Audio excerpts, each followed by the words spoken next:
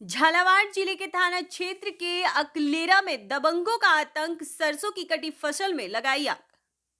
झालावाड़ जिले की ग्राम पंचायत मिश्रौली के गांव पोली में सोमवार रात्रि को अज्ञात बदमाशों ने खेत में काटकर रखी सरसों की फसल में दबंगों ने लगाई आग। अकरेला थाना क्षेत्र के पोली गांव के किसान देवलाल पुत्र कन्हैयालाल जाति मीणा उम्र 30 वर्ष के खेत में करीबन 5 बीघा की सरसों में दबंगों का आतंक, कटी फसल में सोमवार रात्रि के समय लगभग 9 बजे करीबन में लगाई आग। ग्रामीणों से मिली सूचना के अनुसार मामला झगड़े का बताया जा रहा है। पोली गांव के ग्रामीणों ने अकलेरा थाने में कराई रिपोर्ट दर्ज।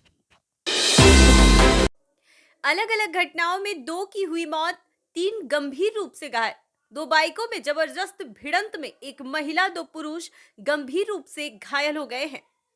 धार जिले के धामनोद थाना क्षेत्र के अंतर्गत मुंबई आगरा राष्ट्रीय राजमार्ग पर 2 अलग अलग जगहों पर हुई घटना में 2 की दर्दनाक मौत, जिसमें एक ही मौके पर मौत हो गई। पहली घटना धानी में रिलायंस पंप के सामने 2 बाइक में भिड़ंत हुई। भिड़ंत इतनी भयानक थी कि दोनों बाइकों के परखच्चे उड़ गए। वहीं एक व्यक्ति शिव पिता भारत उम्र 20 वर्ष निवासी शक्करखेड़ी इंदौर की मौत हो गई, जबकि 2 पुरुष व एक महिला गंभीर रूप से घायल हुए। दूसरी हादसा गुजरी बाईपास पर दुगनी के पास हुई, जहां कार ने पीछे से बाइक को जोरदार टक्कर मारी, जिसमें 65 वर्ष बुजुर्ग व्यक्ति मोरसी पिता रचन जाति भील निवासी कुसुम्बिया की मौके पर ही मौत हो गई। एम्बुलेंस की मदद से धामनोद के सामुदायिक स्वास्थ्य केंद्र लाया गया। वहीं गंभीर घायलों का प्राथमिक उपचार रेफर किया गया।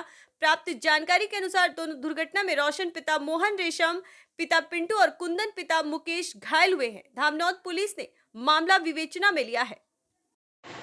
और इधर से निकल रहे थे। हाँ। और मारुति वाला आया तो एकदम दे दी, तो मारुति की वहीं पे है ना खड़ी। मारुति ने ठोक दिया। हाँ, ये घटना कहाँ की है? ये गुजरी बाईपास। गुजरी बाईपास पे। हाँ। ये दादा कौन है? मेरा काका है। कहाँ के रहने वाले हैं? कुसुम्बे। कुसुम्बिया के रहने वाले हैं। हाँ। क्या नाम है? मोरसिंह। मोरसिंह। आपका नाम क्या है? सोकेला।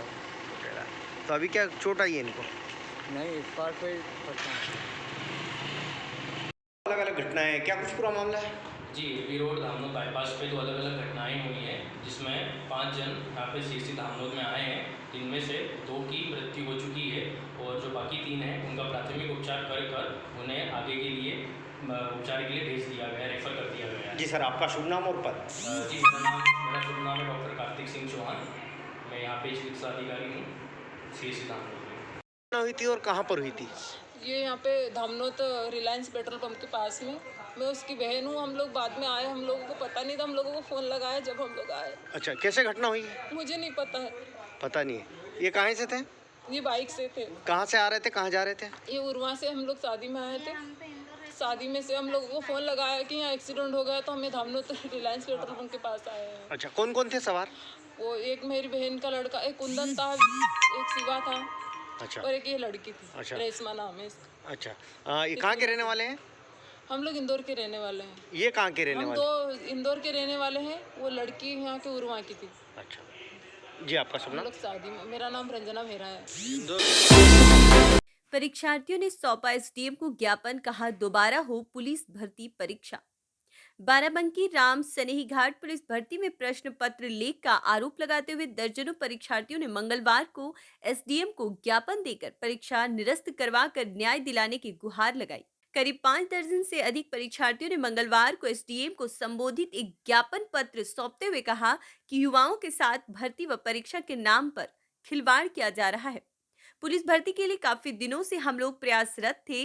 6 साल बाद जब पुलिस भर्ती की प्रक्रिया शुरू हुई तो आस बढ़ी थी कि हमें पुलिस में भर्ती होने का अवसर मिलेगा, लेकिन शनिवार को रविवार को पुलिस भर्ती की 2 पारियों में हुई परीक्षा के प्रश्न पत्र पहले ही लीक कर दिए गए।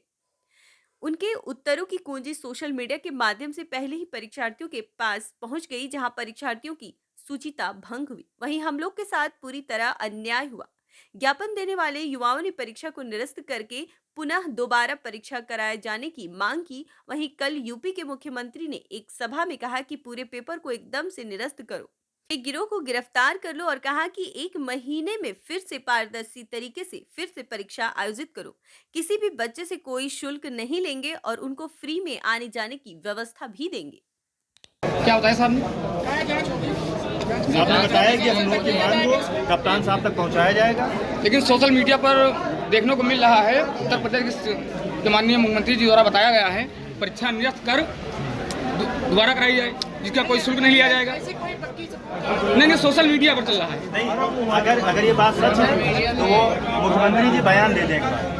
और हम लोग ये किसी भी पार्टी से संबंधित नहीं, हम लोग की केवल इतनी डिमांड है कि सरकार इस पर निष्पक्ष जांच करे और इसको अगर ये गलत पाया जा रहा है और जैसा कि हम लोगों को दिखाया जा रहा है सोशल मीडिया के माध्यम से वो गलत भी है, अतः हम लोगों का निष्पक्ष जांच करें, हम लोगों को पुनः परीक्षा कराया जाए, सारी परीक्षाओं को पुनः कराया जाए और जल्दी कराया जाए, क्योंकि हम लोगों ने 6 साल का इंतजार किया है।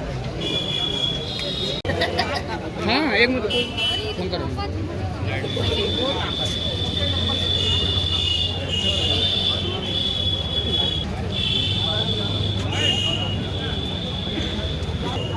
क्या प्रार्थना पत्र दिया गया? आप लोगों ने प्रार्थना पत्र क्या बताया गया? ये बताया गया कि आनंदीबेन पटेल को आगे मतलब दे दिया जाएगा, राज्यपाल को दिया जाएगा। कितने दिनों से आप लोग तैयारी कर रहे थे? क्या 5 साल से तैयारी कर रहे हैं। 5 साल बाद 6 साल बाद ही वैकेंसी आती है। हम लोग के पास एज नहीं रहती है, आगे आएगी भी तो एज नहीं रहेगी। और हम लोग एक नहीं 2-3 स्टेज पार करके यहाँ तक आते हैं। पहले समाज से लड़ते, घर से लड़ते, उसके बाद अपने पेपर देते, उसके बाद पेपर भी लीक हो जाता।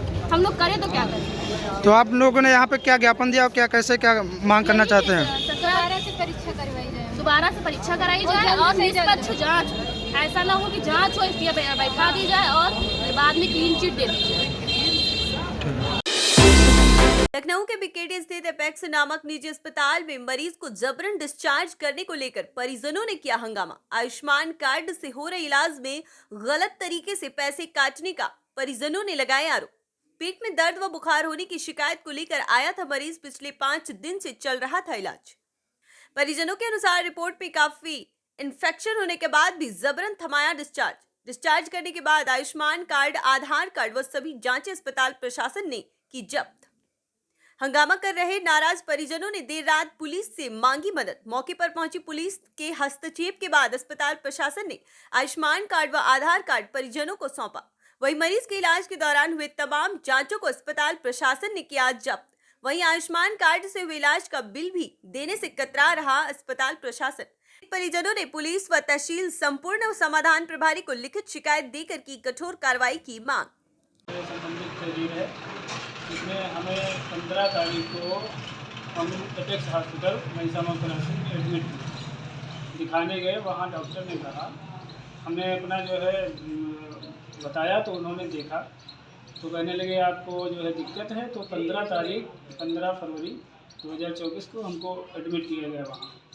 उसके बाद वहाँ कुछ जांचें हुई और उस 4 दिन एडमिट करने के बाद 5वें दिन हमें जो है डिस्चार्ज कर दिया गया। उसमें जो जांचें हुई हैं वो जो है हमें नहीं मिली हैं और उसके बाद हमारा दर्द कभी कम नहीं हुआ, हमें स्वास्थ्य ठीक नहीं हमारा। उसके बाद में जो है हमें जबरन जो है डिस्चार्ज कर दिया गया और बताया गया आप जो है ठीक है। तब हमने जो है वो हमें बाहर कर दिए। फिर हम जो है उनसे कहने लगे कि हमारा स्वास्थ्य ठीक नहीं है, आप बाहर कर जाएँ। कहने लगे आप ठीक हैं, आपकी जाँचें नॉर्मल हैं। तो फिर हमने जो है अपना जो है उनको बताया और उसके बाद फिर हमको डिस्चार्ज कर दिए। उसके बाद में फिर ये लैब वालों के हमसे कहने लगे कि आप एक सैंपल निकलवा लीजिए जांच के बाद, तो डिस्चार्ज के बाद। तो हमने जो सैंपल निकलवाने के लिए जो लैब वाले आया हमारे पास, उसने जो पर्ची उसको दी गई थी रिसेप्शन से स्टाफ के किसी आदमी डॉक्टर ने, तो वो पर्ची उसमें लिखा हुआ था कि इनकी रामू की जांचें सारी नॉर्मल होनी चाहिए डिस्चार्ज करने के लिए। तब हमने वो पर्ची उससे ले ली। वो पर्ची हमने उससे ले ली। फिर हमने स्टाफ से पूछा कि इसमें क्या है, तो कहने लगे जांच आपकी नॉर्मल है और इसमें जो है आपको जो है ये हम अपनी फाइल में लगाएंगे। तो हमने कहा ये हमें नहीं पता है, हम नॉर्मल, हम तो ठीक नहीं है, आप जो है डिस्चार्ज कर रहे हैं हम अपनी फाइल में लगाने के लिए। तो कहने लगे कल आके देख लेना। तो हमने कहा ठीक है सब। इसमें कहने के बाद तो पर्ची हमने ले ली। फिर हम अपना आधार और आयुष्मान कार्ड मांगा, हमारा आयुष्मान पे इलाज हुआ है। तो हमने आधार और 112 के बाद हमें जो है आयुष्मान कार्ड और आधार पुलिस स्टाफ को आधार और आयुष्मान कार्ड उनको दिलाया गया। उसके बाद अभी तक हमारी क्या जाँचें हुई हैं, क्या व्यक्ति वहाँ पे गए ऑफिसर ने, हमें अभी तक ना कोई जाँच मिली है, ना